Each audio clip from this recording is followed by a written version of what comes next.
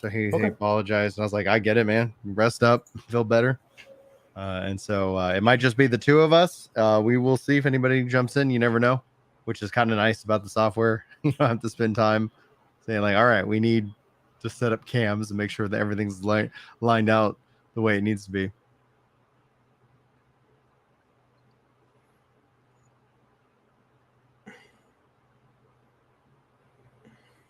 Okay. I think we're good. Yeah, whenever. There's a lot going on in gaming, which is fun.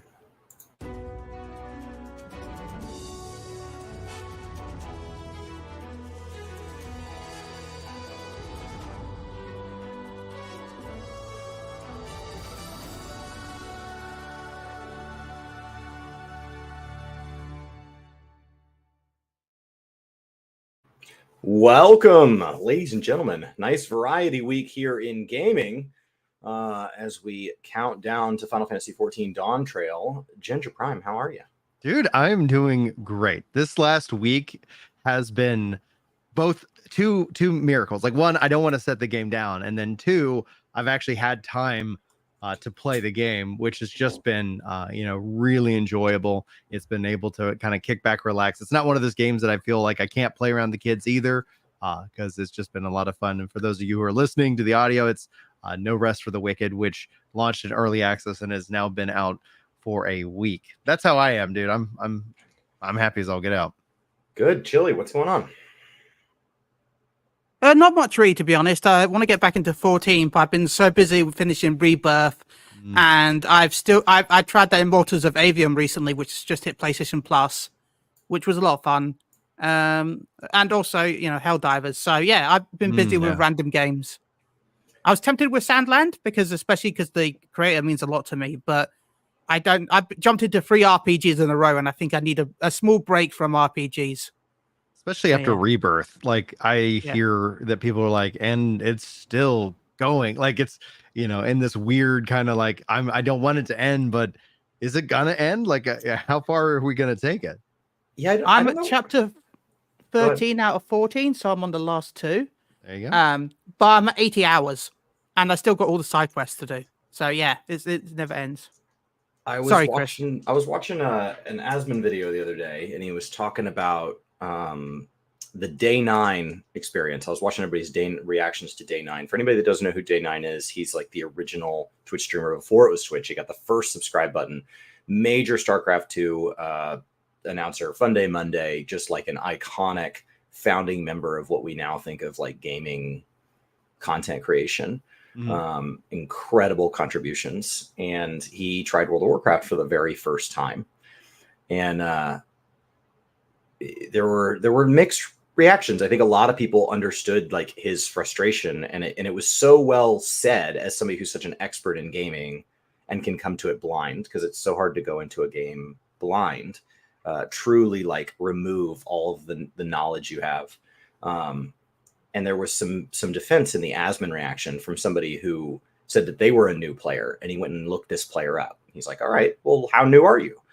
And this person had 300 hours of playtime. And so as I look at you guys saying like you're tired of, like you're getting fatigued from RPGs, how far are you into Rebirth? Just to like compare it to MMO players where like 300 is noobish. Chili? About 80 hours. Okay. Sorry, I'm about 80 hours. But you're not a new player. Like you're not a new player. Yeah. No. So I thought that was interesting as we get into these games, and it's like, well, where is the definition of new player? Brian, you've been playing this early access game for like a week now. There's no way you're at 300 hours. There's not 300 hours in a week. And you do have a life outside of gaming that demands quite a bit of you right now. Yeah. How many hours are you into No Rest for the Wicked? Let's get the official tally. 29 hours. Do you feel like a new player? Do I feel like a new player? No. Like I feel like I know, like, am I still learning things? Do I know everything about the game? No, not at all. But I'm learning, a lot, and I feel like I'm very confident every time I step in with an idea of what I want to do, how, and then kind of just let the game, kind of take me and where it wants to go. So that, I would say probably it took about 10 hours before I was like, okay, I get I see how these systems and everything's working, Right. and making You know sure what I you're understand doing. this. Yeah, You know where you're going. You're growing, you're learning, but you don't need as much guidance anymore. correct. And it's just interesting as we count down Final Fantasy and as we see, a fresh round of players coming in, especially with the Xbox and trying out ARR, and we treat them as sprouts. And yet they could easily be 100, 200 hours in, and we're like, oh, Yeah. you don't know anything. Like, it's adorable, and I'm excited for you. I remember my first 1,000 hours. Like, it's just fascinating. So that's such an absurd amount of time too. Like, oh yeah, how many hours do you have in this? Thousands and thousands of hours. I do want to say thank you so much to Real Kitty Hawk, aka Wes, for his tier 3 sub, 56 months of support. And we haven't seen these in a while, but Mixmax dropping some bit cheers over on Twitch. Thank you so much for that. Anyway, Chili, you're about to say something. Yeah, I can't believe how long some of these games are now this year. It's been insane. So many long games. Yeah. So, No Rest for the Wicked has Yes. been the flavor of the week. It has been what people are excited about. It is an action RPG in the broadest definition of the genre, as opposed to what the iconic ARPGs have kind of defined within that flavor. So it's not a Diablo 4 reskin, a Diablo 3 reskin. Right. It is its own take on it. Can you kind of tell us what sets it apart? So the things that stand out like immediately when you start playing the game and you get into the combat is because with the isometric perspective, it instantly draws into comparisons with something like a Diablo or a Path of Exile. But then when you get into the combat and you realize it's like they built in a fighting game into the battle system, and all the weapons act differently. So it's almost like you have an entirely different move set, and there's a lot of ways you can mix and match. They're really kind of leaning into pure freedom with the game and how you choose to build your character, because it is a soft class based system. But then you also immediately get that Souls-like. So you're looking at trying to time parries, you're looking at blocks, you're looking at positions and dodges being more important than necessarily just putting out and spamming your abilities. So you end up having this kind of ebb and flow with the combat itself, and it makes every encounter in a way feel really refreshing and exciting. And even if you get to a point where you've powered leveled yourself up enough, there can still be a basic enemy that will get you, because your hubris is like, I don't need a block, I don't need to do this, and then all of a sudden things just get out of hand. So it does have that Souls-like difficulty, but it isn't like as difficult as something like Elden Ring. That's one of the things that I've really enjoyed about how it's structured, is because obviously the RPG, every level you get 3 stat points that you can choose to invest, as opposed to just like 1 stat point pushes your level up in Elden Ring. And that gives, I think, a lot of freedom to how you want to set up your character. And especially within an RPG, if you're struggling with a boss fight, you can lower the difficulty by going out and grinding up levels and looking at gear and upgrading your gear as well. So it's got a lot of really cool options that I've really I think quite enjoyed, and that's one of the things I feel like sets it apart. And that's I think that's being echoed by a lot of people within the community. How does it deal with second, kind of? Sorry. Yeah. 1 second. Sorry. I've one question I think like everyone has as soon as you say you got stat allocation. Yeah. Is there a way to reset your stats in case you decide that your build is not how you would like it? This is early access. No, but they said that the stat reallocation is coming, and the devs have said that it's that they're going to add it. There was always a part of kind of their roadmap plan, and they were really happy with the feedback and response they're getting in a part of early access. But they want your decisions still to have weight, so that stat allocation isn't going to be you can just reset your stats willy-nilly at any point in time. But they are also going to open in a weapon out, because some weapons, especially like as you get up in tiers, will have like a stat requirement. So if you want to use that dual-handed axe, you're going to have to invest some odd 40 points into strength or something like that, and you might not have that, and you're like, I don't know if I want to try that, play this. And so they're going to give you guys the ability to also try out the various different weapons that they have, even if you don't have the stats to equip it. But yeah, stat reallocation, that is definitely a big quality of life, and we don't have an ETA on it yet, but right now the solution ends up being is you just kind of create another character. So it's built to have kind of multiple characters. It's also built to have multiple realms and worlds that you can kind of progress at different paces. Do you think it has the same staying power of I guess like the other ARPGs where you just dump 1,000 hours into it, or do you think this is something that's meant to be more casually pick it up and put it down? Man, that's such a great question. I have a feeling that this is meant to be something that is a long-term game that even if you do take breaks, that you're going to see more in content, but I don't think they're pushing into that like constant live service style of a model. They are just trying to make the best game. And with multiplayer and how that they've structured it, it's really going to all come down into like, are they making enough unique and interesting content? Weapons are always one thing. Bosses are going to be another. And then giving you, the player, the ability to have a lot of freedom. I think you can end up seeing it, having a lot of staying power. And honestly, it will be interesting to see the genre in and of itself. If you think of kind of the isometric ARPG, do we see others start to look at this as setting a new standard? Time will only tell in that respect. Yeah, I mean, it would be nice to have an ARPG that could kind of draw us in. I do like when a game kind of rides that line. Mm-hmm. As a recent game that I feel like wasn't asking me to play a lot, and I was, like, Vampire Survivors is one within the last year that I think was really good about not asking me to play a lot, but allowing me to play a lot. Talking Vampire Survivors, I'm really excited for the PS5 release, which will be coming soon. So it's set in summer. So I thought that was just awesome how you had a game that didn't require investment, but you could invest in to the point that it was fun. I think that's something that the MMORPG space has really struggled with, especially in games that now are old. So they're supporting a decade or more of choices simultaneously. Yeah. How do they invite those players who want to lose themselves within a game to play without requiring those players who want to feel like they have that option?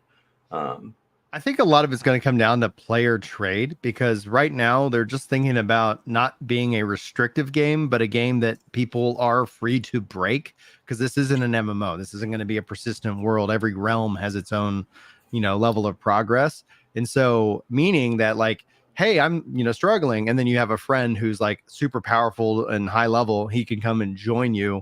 And all of a sudden you're just kind of like tearing through content that maybe you didn't have the ability to do that before. Helldivers has kind of gone with that theory of just letting the players break it and achieve things that maybe the devs didn't even know were necessarily possible. I don't know how much of that is them kind of playing it up and how much of that is actually shock and intentional, and awe, and them starting to now say, all right, well, bet you guys can't beat the bugs and the robots. Like just like almost this playful banter and go ahead and break it and we'll just put something else in. And like Helldivers 2, for the multiplayer, they're actually going to have friendly fire on. Now, we don't know if they'll give you the ability to turn that off on your custom realm, but your realm will be persistent. Actually, it's not dependent on Chris firing up the game and then us joining you. It's like you create a world and you say who can join in that world, and other friends can progress it like Minecraft while you're even offline. And so that's their intention. But when it comes to friendly fire, they feel like it's good. That's going to help with, you're not going to just get 4 players spamming on a boss endlessly without thinking about like who's positioned where, and how are we structuring this? And now it's not going to be like brutal, like in how I killed Chili and Helldivers 2, where he jumped in front of that bug, protecting it. And we had a good laugh. We had a good laugh about that. But I had such a funny death last night. I'm sorry, funny death, but and I was playing Helldivers 2 last night, and someone threw the supply beacon out. It bounced off the wall and stuck on my gun. And all I could hear was someone shout, "Run! The supply's dropping you! Run, Chili!" And I'm running around, but the supply beacon was actually stuck to my character, so it's killed me. That's awesome, dude. That's so funny. But it like they say that the friendly fire piece of it isn't going to be like as brutal, but you're gonna, if you accidentally kill your friend, I think that could be a funny thing. We'll have to wait and see how it's received, and that's one of the big reasons why the devs are very happy that they have the game in early access. And honestly, I feel like it's setting a new standard, along with other early access games that we're seeing that are just being really well received and well supported.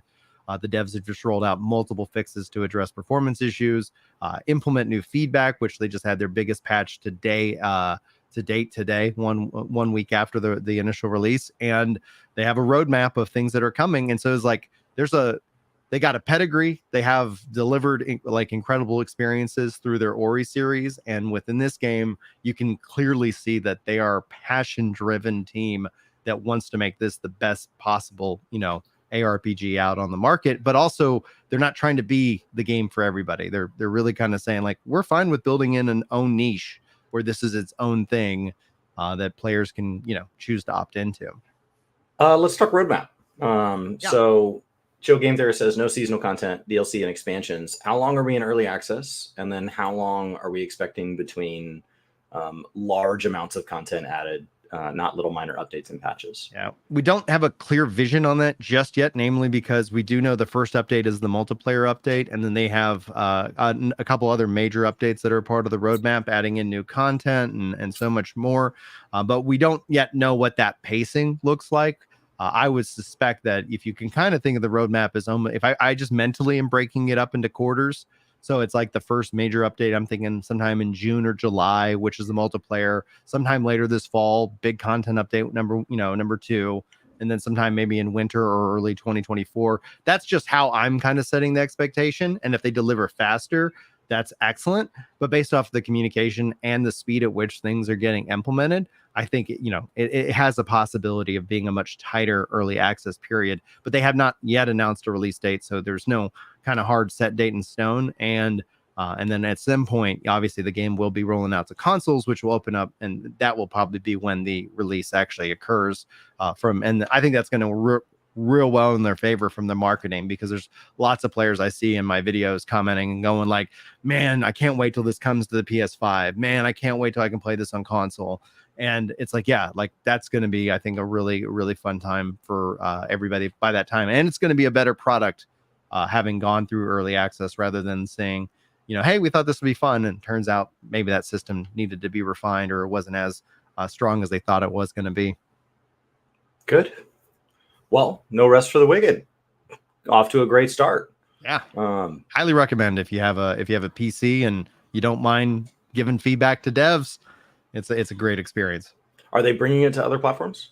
Yes, we're going to see it come to console as well. So we know PS5, Xbox. He even talked about Switch, but I don't think it's the current Switch version, or they could do a cloud version, because the game runs on GeForce Now. So I put out a guide on how to play GeForce Now on your Xbox for No Rest for the Wicked, and that's definitely a good addition to that offering. So yeah, it's coming to console. Talking about Switch, did you hear about the weird rumors that came out today? I was reading about on a certain forum. Breaking news, breaking rumors. This is rumors, but I don't know how true this is, but it sounds very Nintendo-like, which means it sounds very strange and very awkward when it comes to developers. Supposedly, they're allowing accessory makers to start trying out the Switch 2 to see how they can make new accessories for when it comes out.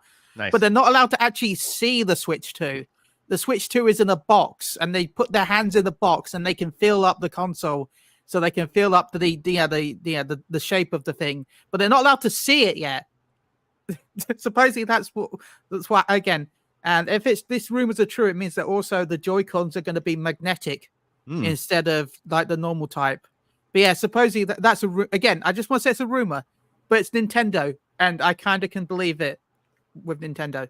Yeah, if it was Sony or Microsoft, I wouldn't. But with Nintendo, anything is possible. Cool. Yeah, chat's asking about the music. So Kothief says, what about the music? I found the music that's in the game is very enjoyable. I find the atmosphere to be enjoyable. But yes, I would say that I find that I'm like, oh, there's not music playing in the background. And so in my videos, I keep the game. In a weird way, this works, because in my videos, I keep the game audio, so you hear the kind of the combat, because I think the sound design of the game is done really well. The environments are done really well. And then I can just layer in my own music for the videos themselves. But if you're not listening to it, you might play the game and decide you want to listen to a little bit of music, because it's not always at the forefront of what you're doing. It is definitely in the cutscenes, and they're very cinematic, and I do enjoy the music that is there. Well, let's pivot to Pax Dei. Pax? Pax Dei is in Alpha 2 here, coming out as a next survival game. So in line with games like Valheim and Minecraft, and I mean that's a very broad genre as well. But also leveling it up to like real massive MMORPG size, as opposed to like I think Valheim you can get 8 players, maybe 12 players, depending on I guess if it's a hosted server or your computer. This is the MMORPG, thousands. Is it bigger of than like players in the world. Rust? Thousands? Like where is its limit? I don't yet know. But they've added in 100,000 players as a part of this Alpha 2 test, and they have 3 servers on the NA East, and so I'm guessing that and then they have EU servers as well that are rocking and rolling. So they're kind of just distributing them across that volume of area. Cool. I watched some of the early gameplay, and I don't at an initial glance I don't see what's as the resident downer here. I don't see what it's doing that is setting it apart from other survival games beyond scale. Like it just looks like a survival game. Like people are picking up flint, they're trying to build a base. Like where is it? What's setting it apart from, besides just the fact that I will admit, like it is stunning. Like the graphics are wonderful. That does also mean performance. So I know I was streaming it and I had to really turn up like different and lower different settings because the stream, was struggling with, streaming the game and playing it because it is a Unreal Engine 5, DirectX 12. Good news is it's going to be on GeForce Now in early access launch as well. And the game will be launching in early access so that they can continue to both build it out, but also build it out with real players who are actively interested in having that sandbox MMORPG survival style experience. I think the thing that is interesting about it is that, like with the survival genre, you're able to claim land in this game and build structures that are persistent. It isn't an instance in which that, oh, here is my house, and but my house is out in the open world. I've claimed this land. And you can, team up and build out, your clans, which I think is truly interesting. I do think this game is going to be a very niche-driven experience because, like with all sandbox MMOs, anybody who's like, I'm a huge fan of theme parks, I came from WoW or I came from Final Fantasy 14, you're going to hit this game and be like, man, like, what is, what am I supposed to do? The game doesn't have any quests. It doesn't have any NPCs. The content is going to be built around the world and the characters that choose to play it, which will give it a very organic sense of feel. And everybody on different servers might have different experiences, but this is going to appeal to not the mass market that is typical with raiding and theme parks and and things like that.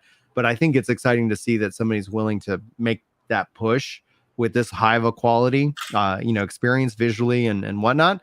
And I really do hope that it works out for him because I like that. As a Final Fantasy 11 player, I think the players that are playing the game right now, like if you've really enjoyed Final Fantasy 11, you're gonna feel a lot of that sandbox right here from the get out.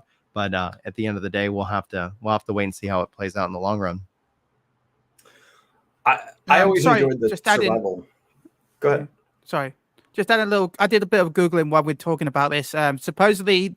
It's around, the server size should be around about 7,000 players, but this is from last year. So I don't know if they've increased it since then, but per server shard should be 7,000.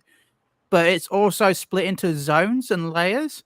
So you might not have you won't have all 7,000 players at the same time. Supposedly each zone has a limit of around 150. So each area can host about 150 players, but it's like instanced, so like you might jump from one instance to another and not even know you're doing it. So, yeah. I mean, I like survival modded Minecraft, which allows you to be in a persistent world and claim land and build structures and things like that. So I've enjoyed that. It has been a more niche, like even within my nerdy friend group that I've shared a lot of games with over the years, it still doesn't grab everybody. And even among the people who go ahead and pick up the server with us and start, very few actually like stay as the server starts to persist, 6, 7, 8 weeks in a row. We lose a lot of people, and it's like that every time, and it's like seasonal, and then we'll come back and we'll fire up another server and we'll start out with, a decent percentage, and then it will just slowly whittle down. And it kind of just dies a quiet death every time we get into it. So that's what this game looks like to me. It looks absolutely stunning, but I don't yet see like what the end game is. And that's the theme park mindset, right? Valheim was. Yeah, the end game is like within the sandbox. I always say it starts at level 1, so it's really just about building and maintaining the kind of your presence in the world. And so yes, like, is there going to be a end game that traditional MMO players, and I'm going to say traditional because they are the mass theme park is the mass market. WoW has really set what it means to be an MMO in the vast majority of gamers' minds. We don't know. We don't know if there's going to be anything like that down the road. Even just a tech tree to work towards, right? Even just the ability to build, moving gates or ramps or just more tools. There are a lot of games out there that just give you more base stuff, and I just don't know that it's there yet. It may get there. I mean, it's an alpha, so it may get there. But out of the gate, and Minecraft started that way. I remember when I bought Minecraft for €5 in college, and it was in alpha or whatever that was, and it was just you could destroy the blocks and you could put the blocks back down, and that was the bulk of the game. There was very little mechanics to it, and then it turned into something much, much different. And so I just didn't know, like, I haven't seen a lot in the gameplay that shows me how far this goes. So I didn't know if you had played far enough along that you could kind of help me understand what I'm advancing, what I'm working towards. There is a bit of that. In terms of Valheim. I know it was a survival game we've shared together. Valheim is one. Yeah. Oh, dude. And Valheim was fun. I like it. Was one of the things that, like, when I see how busy I get, I'm like, man, I would love to like sit back because I had a good time with that and learning how to build. But I think essentially with this is that what I'm already experiencing is that there is leveling up. You're leveling up your various different skills in all different categories. So as you do carpentry, you're getting carpentry experience, and that opens up the possibility for new recipes. But I would say right now, a big portion of the core game that I've played is more the inventory management game, which means that this is a much slower experience. I've gone in, I've fought a couple of boars, I've lost to a couple of boars. But yeah, it was like I got double teamed. So I got another one came out of the woodwork and destroyed me, but it was fun. And overall, like, the goals that I have for the alpha, which is going to run up until I think sometime on the 30th of this month, and they'll go back and retool and probably either do another alpha or do a beta, or because they're going to be launching as an early access game as well. I'm trying to learn all the building mechanics. Like, I want to, so I built a fence, I've built the foundation. I want to learn to build the housing and build all the tools, and just kind of, that is because, especially for an alpha, it's all going away. So there's not a big, like, I don't need to get to the maximum level and do all the crazy content because I just won't have that kind of free time to do so. But it is kind of, for me, a comfier kind of experience of like, I'm just chilling. Like, I'm collecting flax on screen, like, and I'm gonna go turn that into thread. What can I do with thread? Don't know. Haven't made it that far yet, but I'm sure that I'm going to need it. Good. Well, awesome. Nice, cozy summer, charging through alphas as we continue to wait. BlizzCon 2024. Yes, news. Canceled. Is this just the next iteration of conventions changing shape since 2020? Or is this something unique to the change in ownership of Blizzard? Is this like, is there something more to read in here? Or is it as simple as they didn't sell out the last one? There's a discussion to have here. Like, we can assume different things, but like all three of us and even people in the know are like, well, I mean, time will tell is really the true response if it does come back. You're going to say something, Chili, because there is some information to share about it. I was going to say, I just don't think they've got anything to announce, really. Like, what's the point of holding the convention? Like, Final Fantasy holds FanFest because they announced the new expansion.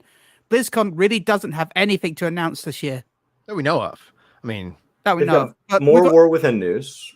What's the future of but that'll Season be out. Discovery? What's the future of Season Discovery? What's the future of the Diablo franchise? Mm-hmm. They've just got a new expansion this year, haven't they? So Hearthstone will probably have another round of updates. What are they doing with Overwatch 2? Like, are they just going to allow it to slowly strip its way into it should have just stayed Overwatch 1? Like, is there anything to share there? Are they going to a lot of those things you just announced don't really need a huge convention for. Like, there's not really that much that they can talk about. That like a lot of that can be done in a live letter style presentation like Square Enix does. They don't need a huge celebration to promote that. And then the bigger question, though, is does this information get bundled in with other different conventions or become their own direct? Because like the things that we've seen shared online from Grums, who used to work on the WoW and Blizzard team, that this was a big loss leader, but it was worth it. Like they really enjoyed putting it on.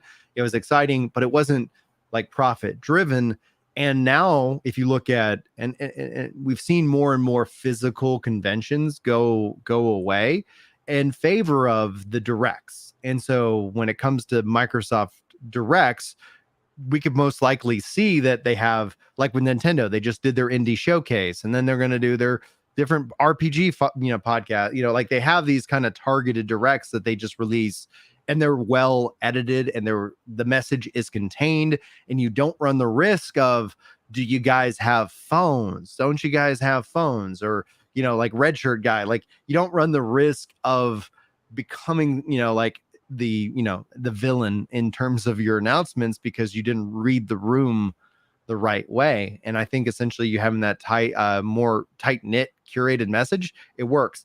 I do hope that BlizzCon does come back, but I think they need to rethink what that means, because do they just have it focused in on BlizzCon, or do we see Microsoft say, hey, we're going to make the Microsoft Studio Con event and WoW stuff is here and this is here? That's one of the things that Chris was like, see how with they have many games with Final Fantasy's Fan Fest, you only get Final Fantasy 14 news, but at BlizzCon, if you're interested in Final Fantasy 11, or if you're interested in, whatever IP over here, like, I use 11 because I was thinking of Final Fantasy 14, but like you have so many different avenues. And when you have people who are there for Overwatch, you have people there who are just for Hearthstone or Diablo, and they have even more IP that they can kind of manage. Now, the question is it cost effective to do so? I don't think it is.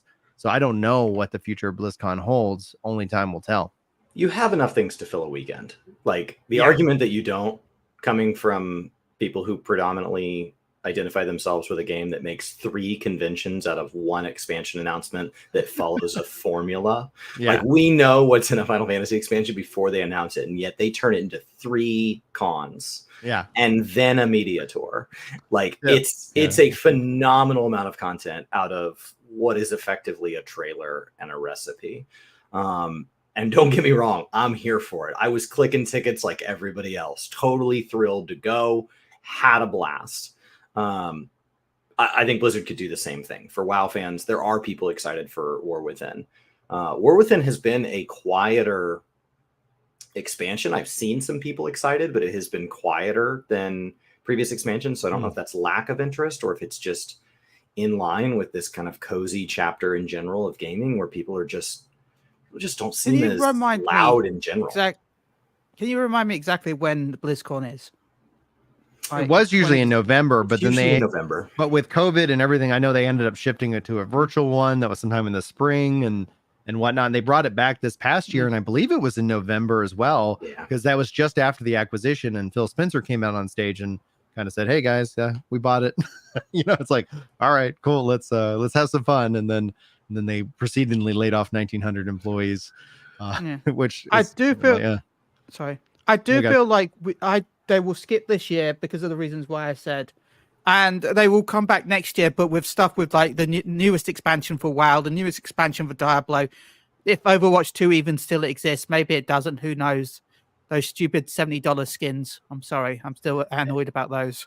Seasons of Discovery did so well that it's the first time they've released numbers in like a decade. Yeah. I And think then we'll there's also have something to their be said newest that I- go survival ahead, Gil. game as well, Yeah. because they've also got their newest survival game they're working on, Midnight. So they're probably gonna they're gonna be a big BlizzCon next year to celebrate everything. And like as you said, I feel, as people have said in chat, I feel like they're just gonna show a lot of these details that you're talking about at other gaming conventions. They're just gonna put it here and there. There'll probably be something big for War Within at maybe Summer Game Fest. They might do something bigger, like for Diablo at the end of the year or whatever. They'll push it here and here. And Overwatch 2 it'll exist. I hate saying that because are you talking that's about the the one I survival play. game that got canceled, Chili? No, they're supposedly still working on one, right? Midnight. I thought, unless it's been cancelled again. They're working on one that they announced that they stopped working on, and they announced it, and then with the acquisition, they were saying like because Has they it were been trying to cancelled force the again? engine. Maybe I think if we're talking about the same survival MMO that they said that they're Maybe, going to be probably. working on, and then but anyway, like we see people, they're planning on playing the War Within. Midnight is a WoW expansion. Sorry, I was wrong. Like, Contra yeah. says. Yeah, I You're think good. you're Thanks, looking for Dodger. Odyssey.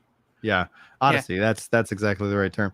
I think essentially, I do hope that we get to see a BlizzCon. I would honestly love to go back. We had such a fun time out there for the event, and got so much out of it. But at the same time, like if they end up kind of cycling to an every other year, much like we see with Final Fantasy 14, there's something kind of nice about that. You get more bang for your buck if you do something like that than opposed to every year. But we do know there are lots of communities who use this as their yearly like kind of holiday. We're all going to get together and spend time with friends who we game with, and that obviously is a bummer for people who are looking forward to. It's cosplay. It's hanging out with people that you know on the internet that you rarely get to meet. It's a sense of community. It's a chance to be with your most devoted fan base. Mm-hmm. Every other announcement, you have to cater to such a broad set of people. And that's why you don't have phones and stuff gets memed on so hard, is like you're talking to the core. You're talking to people that you can use acronyms with. You don't have to explain things. You don't have to say, hey, maybe you don't know what World of Warcraft is. Let me give you a brief introduction before this next announcement. Right. Everybody in the room knows. And so like there are a ton of advantages and disadvantages to dedicated conventions. It just feels like a big shift to see BlizzCon just feel like it's kind of going away with a whimper, like where it's kind of like it can't make up its mind. Like, are we killing these? Are we doing these? And canceling it like this instead of just saying, guys, we've looked at it, and honestly, a lot of our games are on every other year releases. Mm-hmm. We're going to start doing these every 2 years or every 4 years and make them more of like an Olympics or something that kind of undulates, and just say, you're right, annually isn't the right call. But to cancel and not cancel, like there are a lot of people that have to plan their work schedules and their vacation budgets around this, and you lose those people. There are people that have been to every single BlizzCon, and they're just like, so am I setting aside time in November or am I not? Right. What's the plan here? And it'll be interesting to see, like, again, with we have the Summer Games Fest, they have the Game Awards as kind of becoming these, mid and bookending year for announcements of upcoming video games, and with the directs and with what we saw with Microsoft and Bethesda. They did the Microsoft, and then they're like, hey, and now we're going to have we're going to jump into Bethesda and all the things that are going on over here.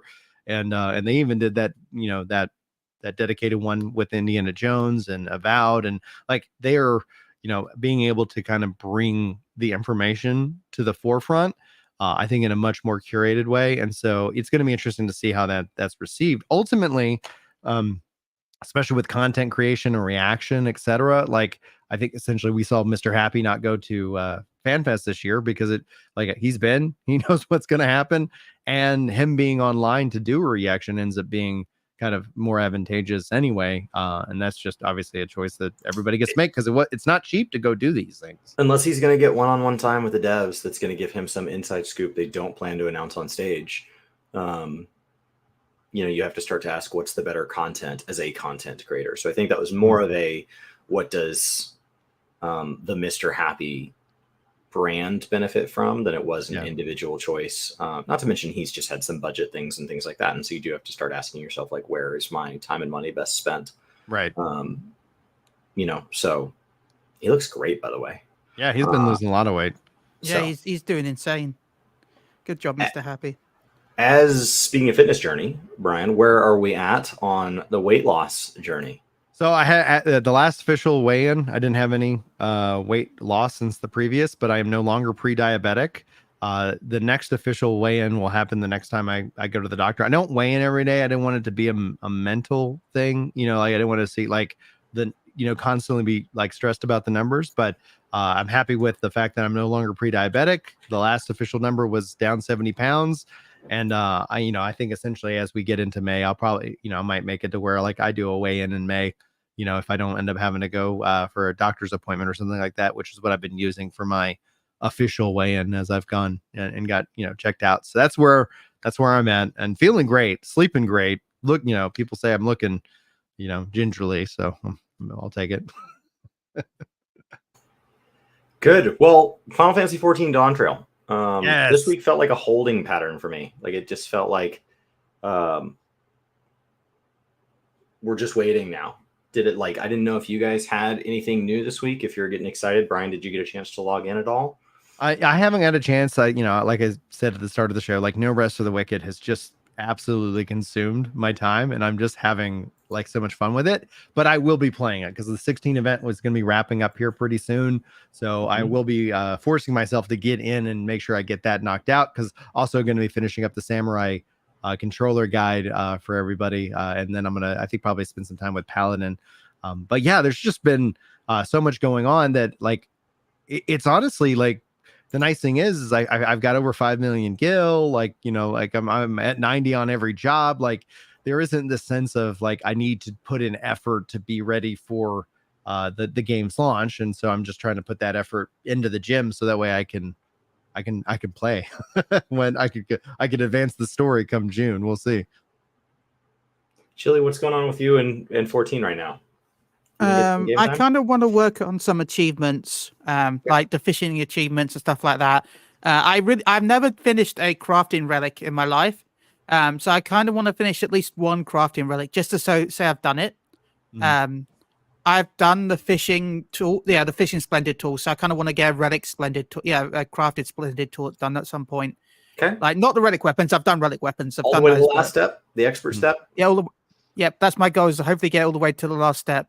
But yeah, today or tomorrow marks the 2 months until the expansion launches. Exactly.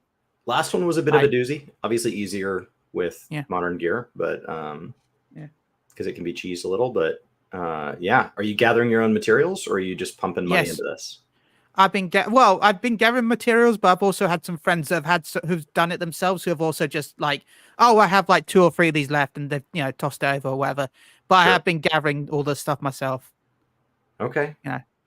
I am going around with some theories, because like when we talked about Endwalker and finishing the story in Shadowbringers, I swapped over to a Ronso, and we're like looking at some Ronso, beautiful Ronso gameplay, aka Hrothgar for those of you who are from the source. But the when it's said and done, like when we talked about like how do we want to finish the game in Endwalker, and you asked if I was going to do something like the class that I started on, right? And I was like, oh, that's an interesting kind of view. Like I started as Conjurer. Should I beat the game as Conjurer? But I opted obviously to play Reaper, but I decided to swap back to my Elzen race for Endwalker. And honestly, one of the things that I'm thinking about and toying around with is switching to the Ronso with Dawntrail as a fresh kind of perspective. Do you guys have any thoughts about like, are you going to make any changes to your character, especially with the graphics update, or is there things that you're like kind of on the fence about still?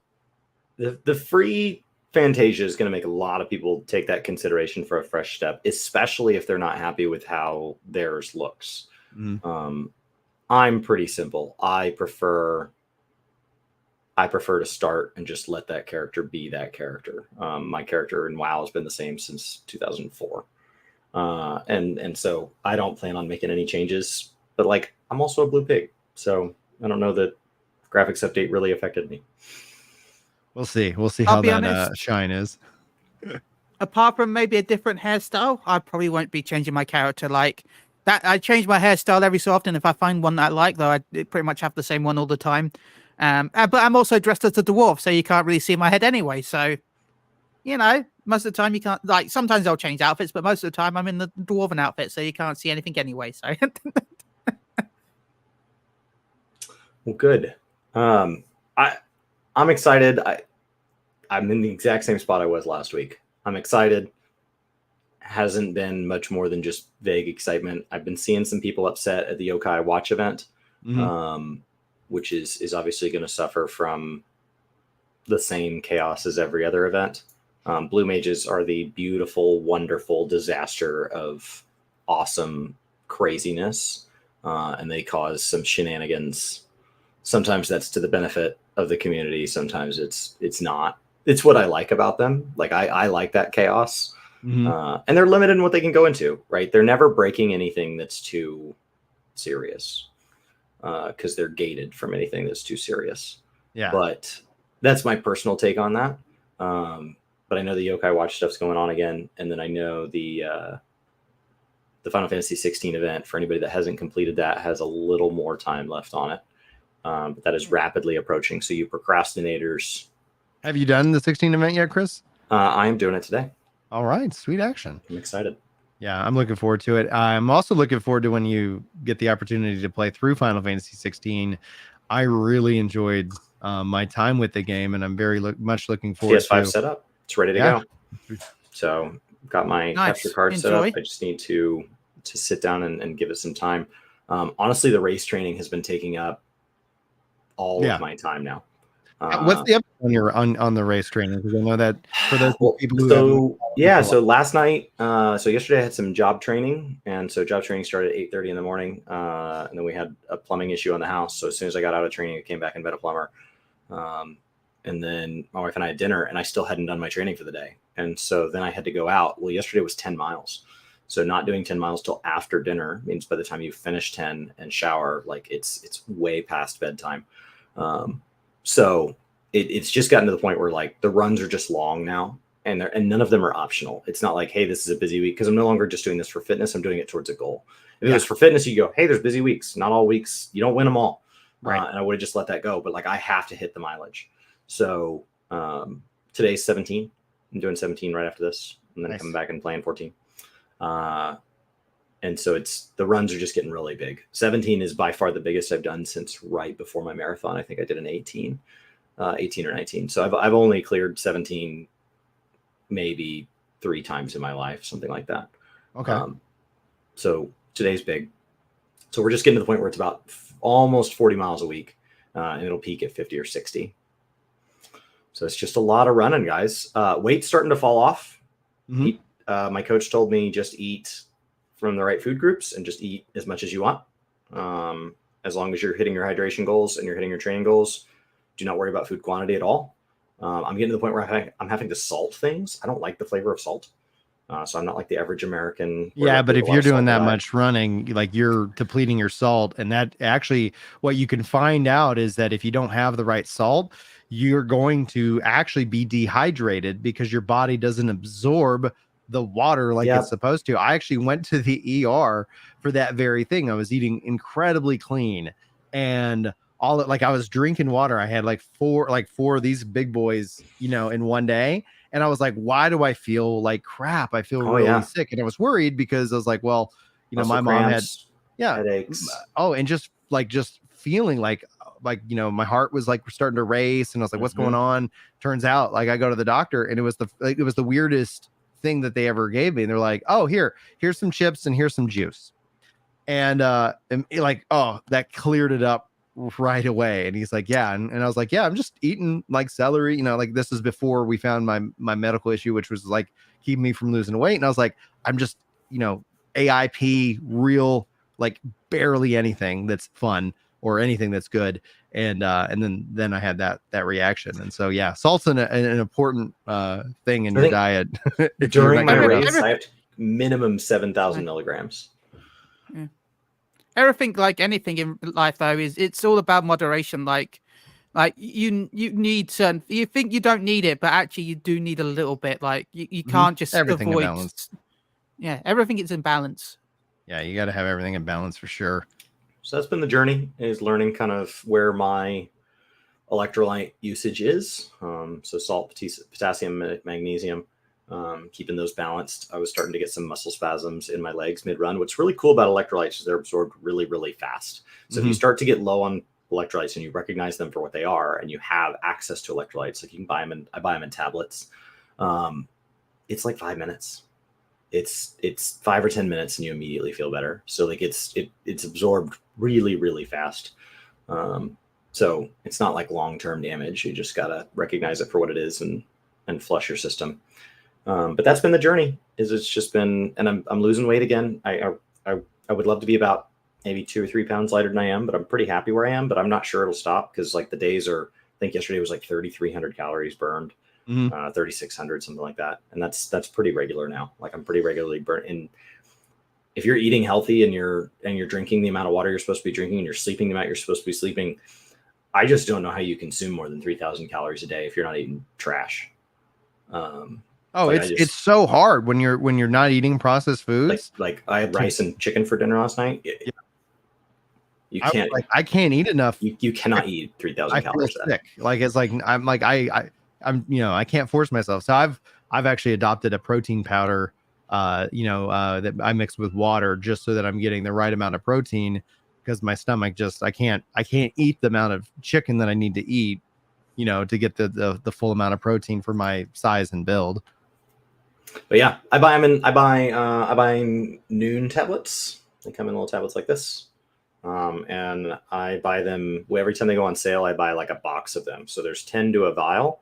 And I buy them. It's like 10 or 12 vials to a box. And every time a box goes on sale, I buy 1 or 2 boxes, and I always just have a pile of 40 or 50 of these. And like I fly through these now. They're 300 milligrams of salt each, I think, off the top of my head.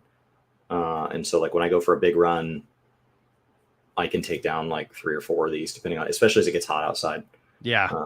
So as it gets hot outside, like the tube says, don't do more than 3 in a day. The tube also is not assuming you're running 17 miles on a trail. So like, it's fine. So that's the plan. Today's my first trail run. That's what I'm excited about. That's the big momentous change, is because the race is going to be on trail. And so I've been supposed to be training on trail this whole time, and I haven't made the effort. You need that balance. The first day, I got to go get in the car. Yep. It changes the way and so I ordered a set of trail shoes. It's basically my shoes with more tread and like a little bit of toe protection made by the same company. So we're going to put those on, lace them up, and go get them dirty. When you're done with the race, what's your plan? Like, I know you're going to be playing through Dawntrail, like from a gaming perspective, but like, are you going to go and do you have an additional goal, or is this going to be like, hey, I did that, now I have to, like, do you have a follow-up goal, or are we going to see you just kind of kick back, relax into some more? No, I have to be pretty goal oriented. And at this point, my fitness is helping me at work. Like I can feel my energy level. I'm outpacing a lot of my peers right now. And I credit a lot of that with the amount I'm running. And I'm in a 100% commission job. And so like the running is costing me money, but I believe I'm just fiscally coming out ahead. So even if I wasn't enjoying it, I think it's just a necessary part of my job to be really fitness oriented. I think faster. I stay in a better mood more often. I feel better. I respond to stress better. So I think I would just need to line up another goal. I don't know what that goal will be. I think, let's get through the 50 mile and let's see where that is. Part of me wonders, am I going to feel incomplete because the race is actually a 100-mile race and I'm only running the back half of it. So some part of me is like, it's still an ultra. It's a complete race. It's still an epic thing. Maybe I'll be satisfied. But there's also a very real thing of like, I'm going to finish a race around the same time across the finish line where there's people who did twice as much. Yeah. And so is my ego going to say, you ready to do the whole thing, bro? And I just don't know. I'm not trying to win it. I am doing it for me, but like, I just don't know if knowing that there was another half to be done is going to make me want to keep running, or if I'm going to want to pivot. I've really been watching a lot of videos on gravel racing right now. It's kind of like a mountain bike / road bike, like mountain bike without all the technical stuff. Okay. And they go do 200 mile races, and they look fun. I don't know if they are fun. The running's not fun. People keep saying like, wow, you really like running. You don't have to give me your number and I will text you the first time I enjoy this. So the running has not been a joy. It's not been something I look forward to. And I'm wondering, is there a form of this that I would look forward to? That would be really neat. Chili, you got it. Are you working on any like goals, whether it's in game or like do you got sometimes you're usually working and writing a big article that you can tease. But if you can't tease Currently, anything, nothing that I can tease right now. Like there's some stuff going on, but nothing I can tease right now. I'm sorry. Oh, you're not good. without getting in trouble. Yeah, don't get in trouble. Yeah. What about in game? Well, as I said, I just want to get some fish. I want to get some 14 achievements done, like the crafting stuff and blah, blah. I just want to get some general achievements done in 14 and relax before, I have to go hard with Dawntrail because, coverage and reviews and streams and that. I just want a little bit of a break before everything pops off with Dawntrail and leading up to Dawntrail, should we say, not just Dawntrail. But I'm happy that so many events are coming back for those that haven't actually done them, though. There's quite a lot of events coming back for, and I'm also probably going to do a lot of Chocobo racing because Make It Rain's coming back. And I like to get a lot of MGP with Chocobo racing because for anyone that doesn't know. When's Make It Rain return? I've got the thing open right now. Let's double check. I thought it said somewhere, like, I swear it's just after, the 15th of May. Okay, cool. Nice. And that ends. Yeah. That takes a while. That ends on the 31st of May. Yeah, there's a lot of stuff going on this month. Moogle Treasure Trove is on May 14th. Make It Rain's on May 15th. Live Letters on May 16th. The Media Tour ends on the 31st of May. Then the Dragon Quest event returns on June 5th. And that ends on the 20th of June. And there's also another Live Letter on June 14th. And then, the Moogle Trove event ends on June 14th. The Yokai Watch ends on June 26th. And then, of course, the maintenance starts for 24 hours. Actually, it's 48 hours this time. Yeah, 48 hours. I was like, that's going to be... Because of how big it is. 2 day, like, for players who... Like, the 24 hours was always, like, what we always kind of referred to as, like, great days to have a piece of content out for people to watch who can't go and play. So it was like, oh, okay, we got a 24-hour maintenance. Okay, we'll have a video scheduled for people. So they're like, yeah, I can't play the game. And so we always saw some really good engagement on 24 hours. 48, man, that's going to be interesting to see in the long run how people are obviously going to be very hyped for the new expansion. You're probably going to see a lot of engagement in the first 12 hours, is my guess, where people are hyped. Then it'll probably die down a little bit because it's been a while, and then it's like how I see people support Kickstarters and stuff like that, where you'll see a bit of hype at start for the first 12 hours, then it will die down a little bit, and then the last 24 hours probably you'll see the hype rise again and engagement again, as people are then like they've had a little bit of a cool down period, and now they're like, oh, it's soon, yeah. All right, so let's recognize we got people who this might be their first time to count down to an expansion. So let's go through a couple of things that Chili just said back to back. First of all, the big things are the timed events. Seasonal events in this game are kind of one-offs. And so if there is an event themed around Christmas or Easter, it will be a new one for each of those seasons. That will typically come with a cosmetic item that will hit the store the following year when we announce the next one. So you can earn it. And then during that year, you're the only people that have it. And then it's released and they're really cheap and they're for sale. And then a new event will be added. So those quests are one of a kind. You complete a brief little quest line and that's yours. With crossover events like the Final Fantasy 16, those are released into the game for a limited amount of time. And then they have historically been something that will come back from time to time, especially if it's in line with that other thing. So if Final Fantasy 16 does a big, Game of the Year Collector's Edition push in their marketing, we may see it come back to Final Fantasy 14 as a crossover event to drive traffic to that. I think they've teased that they hope to bring it back, probably with more stuff once the 16 PC release comes out. Perfect. That would be a great example of it going to PC and saying, hey, by the way, for any of you that haven't completed the Final Fantasy 16 event or haven't played Final Fantasy 16, and so it's definitely a little bit of a marketing push there. Yokai Watch is, when we talk about crossover events, they can theme bigger and bigger. And the largest of those, in my opinion, is the Monster Hunter crossover, where we got a boss in game that we got to keep, and it's always available. But the Yokai Watch is a bigger event, and each time it comes back, rather than them just releasing a new one, they've left the old ones in, and they've tacked on a new kind of chapter to that event. So that event just gets bigger and bigger and bigger. So I don't know if this one got bigger, but it feels like in general that's a very large event. I've actually looked into this. I don't know how true it is, but it seems like it actually gets bigger every second time it comes back. Okay. So like this one is not getting much bigger. Like you get something every time it comes back, but nothing super major. Because you got all the A Realm Reborn and Heaven. I might be wrong, but A Realm Reborn and Heaven's Ward was the first one where you got those. And then Stormblood, when it came back, there was no 2017. There was a mount added. There was no weapons. And then when it came back the next time, they added the Stormblood and Shadowbringers weapons. Now this time is not adding new weapons again. Instead, you can now buy an adventure plate for 20k MGP at the Gold Saucer. So you can get a new adventure plate, but there's no new weapons. Last so time added the armchair though, right? No, that was Stormblood. Oh, okay. Shadowbringers, they added the Shadowbringers and Stormblood weapons in the last one, which means that if this is right, Dawntrail, if they do another one, I don't want to say they are, because again, this is all based on collabing, so who knows if they decide no in the future. If it comes back, then it should add the Endwalker and Dawntrail weapons in the next time it comes back. If I'm right, which Perfect. I might not be. The next thing that he mentioned was the Moogle events. The Moogle events typically come out 42 days prior to a patch.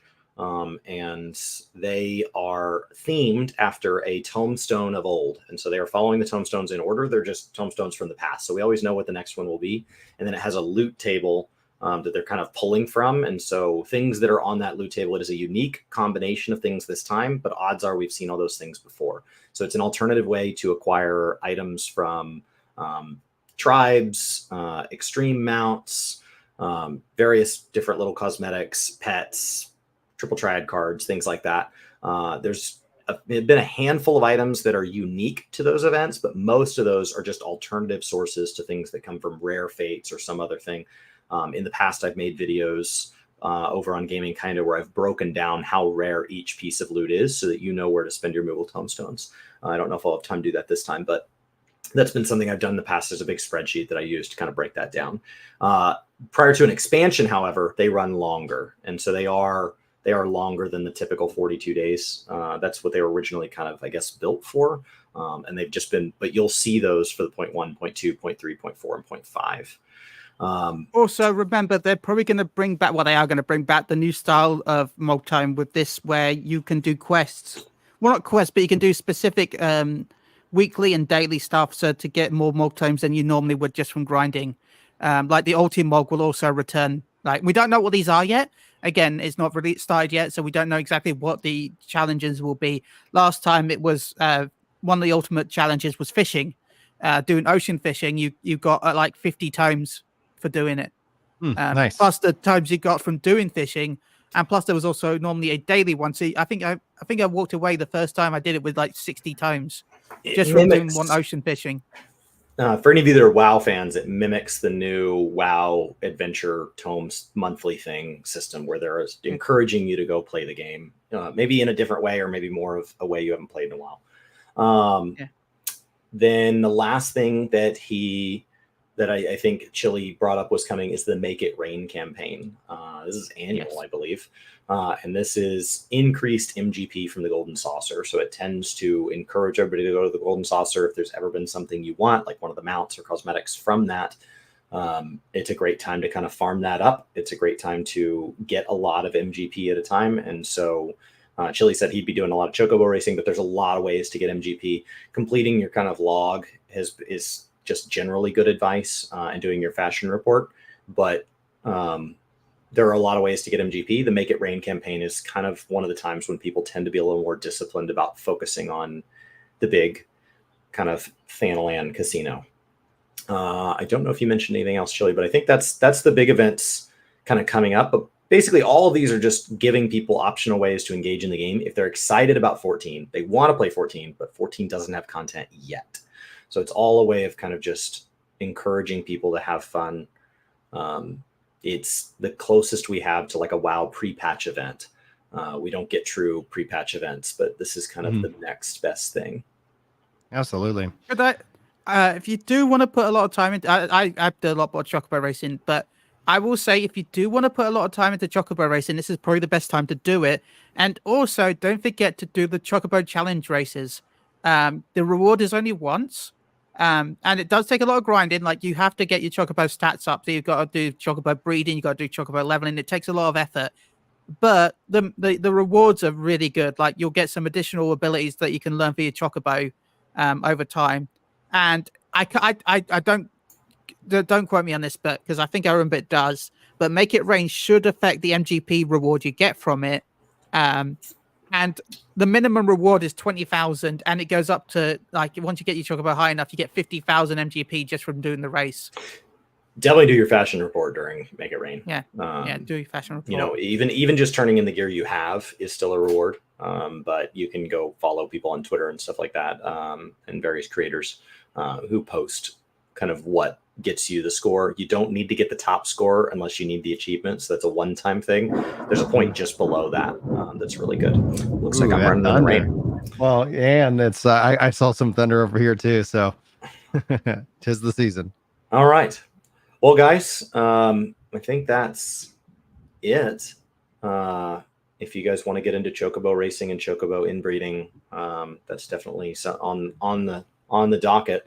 Chili, the resident chocobo racing propagandist. Well, yeah, I'm sorry, but I have mine at full max stats. It has 5. It has 4 in all stars, and I have a retainer dedicated to holding all the previous generations of the chocobo. So I've got every one that I've had, including ones that I never used, like because their stats didn't come out that great. I've kept them all as a history of how my chocobo has grown from the start to now. Like every one of its parents, everyone's great great grandparents, everyone that I've paid to I've kept them all. Cool. Nice. Yeah. Well, thank you guys. This has been a great show. We'll be back again. Brian, are you hosting next week? Yeah. Are you? You said you're out. You're out of pocket. I'm right? out of town. Okay. I am out of town next week. Yeah. Go celebrate my sister-in-law's birthday, and so I'll be unable to film the show. But that'll be it. So you guys enjoy the show with Brian next week, and then I look forward to seeing you guys when I get back. Thank you.